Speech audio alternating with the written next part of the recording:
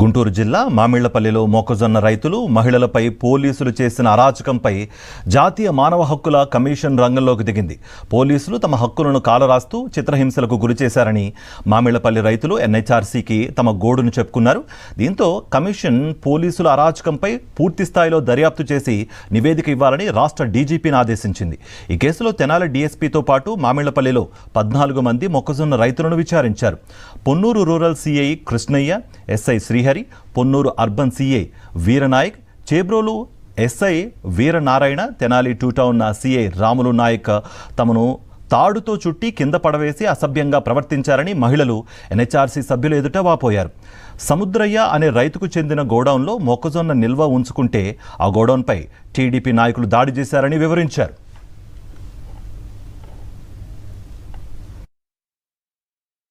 మామిళ్లపల్లి గ్రామంలో మొక్కజొన్నల గోదాం విషయంలో తెలుగుదేశం పార్టీ చేసినటువంటి దౌర్జన్యకాండ మీ అందరికీ తెలుసు.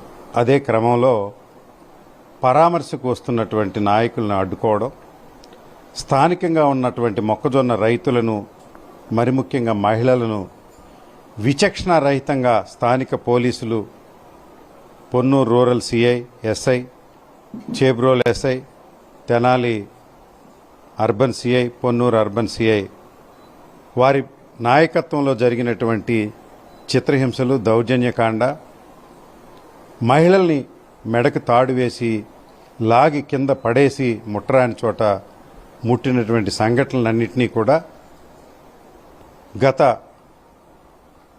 వారం 10 రోజుల క్రితం ఢిల్లీకి వెళ్ళి national human rights commission, national women commission, national SC ST కమిషన్కి ఫిర్యాదులు చేయడం జరిగింది.